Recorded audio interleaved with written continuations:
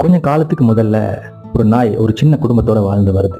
இந்த நாய் அவங்களுக்கு நன்றியும் விசுவாசம் உள்ளதா இருக்கு. அவங்க பிஸி ஆகிய நேரத்துல அவங்களுக்கு புதுசா கிடைச்ச அந்த குழந்தைய இந்த நாய் தான் பார்த்துக்கும். ஒரு நாள் இவங்க என்ன பண்றாங்க, அந்த நாயை நம்பி அந்த குழந்தைய அதுகிட்ட ஒப்படைச்சிட்டு இவங்க 2 பேரும் வெளியில போறாங்க. அந்த நாயும் அந்த குழந்தைகிட்டே நின்று பத்திரமா பார்த்துக்குது. கொஞ்ச நேரம் கழிச்சு ஒரு பாம்பு அந்த குழந்தைய பார்த்தபடியே சீறிக்கிட்டு வருது. இப்போ அந்த நாய் அதை பார்த்து பயப்படல. அந்த பாம்பை கடிச்சு குதறி கொண்டு போட்டுது. இந்த நேரத்துல அவங்க 2 பேரும் வீட்டுக்கு வராங்க. இந்த நாய் அந்த வாசல்ல நிக்குது, வாய் முழுக்க ரத்தம் படிஞ்ச நிலையில.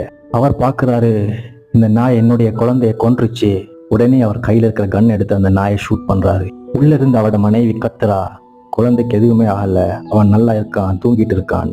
இவர் உள்ள போய் பார்க்குறாரு, அந்த குழந்தையுடைய தொட்டிலுக்கு அருகில இந்த பாம்பு செத்து கிடக்கிறது. இவர் கவலைப்படுறாரு.